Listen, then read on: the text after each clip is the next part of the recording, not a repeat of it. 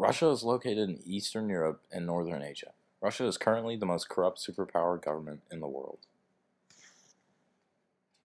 In fact, it's actually one of the most corrupt nations in the world, as its ranking among the 178 nations is 154, which makes even Nigeria ranked higher than them. That's right, the country with millions of princes are less corrupt than the superpower government.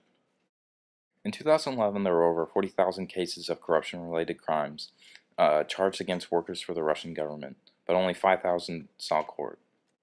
Russia's leader Vladimir Putin has managed to stay in power for over 12 years through a loophole in their constitution, which states that a president can only serve 2 consecutive terms in a row.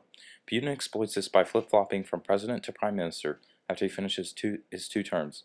Putin recently passed a law that extended his presidency term to 6 years, and again one-sidedly won the presidency campaign in February, which means he can stay in power for 6 more years unquestioned. In this past election, it was the first time an independent candidate had an actual shot of winning. Rather than accept competition, Putin and other party leaders quickly passed a bill that made all independent candidates get 2 million signatures before being able to run. This election has also caused a lot of controversy for the leader, as over 200,000 people protested his victory, which were the largest numbers since the collapse of the Soviet Union on outcries of corruption in a skewed election that was rigged in Putin's favor. Incidents such as the one in Chechnya, where over 106% of the province's population came out to vote, including the dead, voted for Putin, only fueled protests more. When things weren't going his way, in fact, Putin paid people to support him at rallies. In voting stations that didn't have any voting violation, only polled an average 23% in favor of Putin. In this past election, even some members of the European Union criticized Putin for being corrupt and rigging his election. Putin was quite pissed off at the protests and chose to handle them by quickly rounding up the opposition protesters, beating them, and arresting them. He has had no problems arresting people in the past who have opposed him, such as the former 16th richest man in the world who had his wealth and oil company destroyed by Putin. It came out as a shock since politicians and oil businessmen have strong bonds with each other. Oil is the backbone of Russia's economy, as Russia is the second largest exporter of oil in the world, which gives some of the oil barons leverage over some politicians to pass laws which make it easier for them to exploit workers and avoid safety hazards in order to make more money for themselves. The bonds between politicians and the oil barons go way back to the fall of the Soviet Union in the early 1990s. The economy of Russia was minuscule and next to nothing. A few Russian businessmen came up with an idea of purchasing land that was rich in minerals from the government through bribes. The land would often be anywhere from $100 to $300 million, which was still a fraction of the price of what it was worth at this time of economic disaster. But the only people who had enough for the bribes were members of the Russian mob, so the businessmen would come to them for money. This created a three-way triangle between politicians, the mob, and the oil barons, all benefiting from each other. As of 2012, the capital of Russia, Moscow, is now the home to the most billionaires in the world. Among these billionaires is allegedly no other than Vladimir Putin, who has an estimated net worth of $40 billion. He constantly denies this allegation, but has been seen wearing watches up to $1 million in worth and visiting anonymously owned multi-million-dollar estate in eastern Russia. Yet recently, the only thing the politicians have done for the poor was raising the minimum wage a month by 300 rubles, or 10 US dollars. Now, you may be wondering how and when the mob got all their money and influence in Russian politics. It all started in the late 1800s. Criminals with similar ideas formed an organized crime group called the Thieves' World. They opposed any form of working with the government and shared its profits equally among them.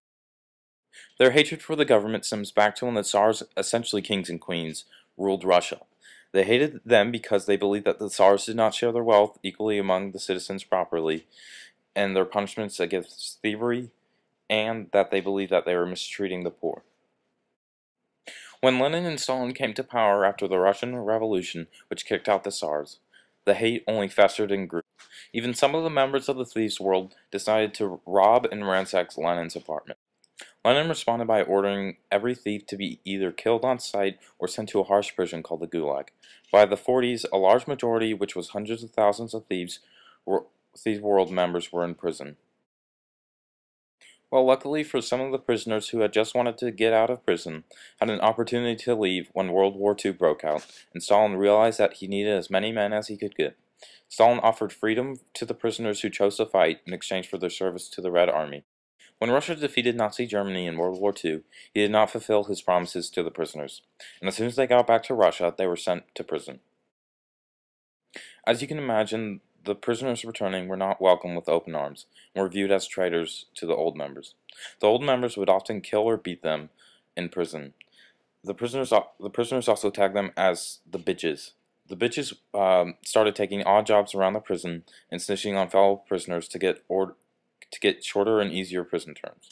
The old law of never working with the government was slowly deteriorating as the Thieves' World members died off in prison and the bitches walked free. The bitches soon developed their relationship with the prison guards into full-fledged alliances between the police, politicians, and themselves.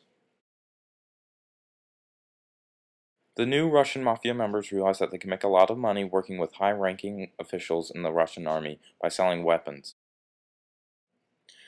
During the Cold War, which was a period between 1950 and the 1990s, America and Russia had been in arms race with each other. The Cold War led to a government with a huge stockpile of weapons. When the Cold War ended and the Soviet Union fell apart, Russia no longer had a need for the thousands of weapons and military vehicles it owned.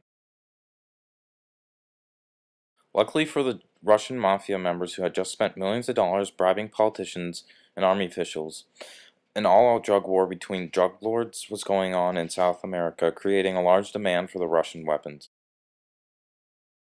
The drug lords would pay with millions of dollars worth of cocaine to the mafia in exchange for high-tech smuggling vehicles for placing drugs in the U.S. and weapons for their territory war. The mafia members would then resell and distribute their cocaine throughout their country.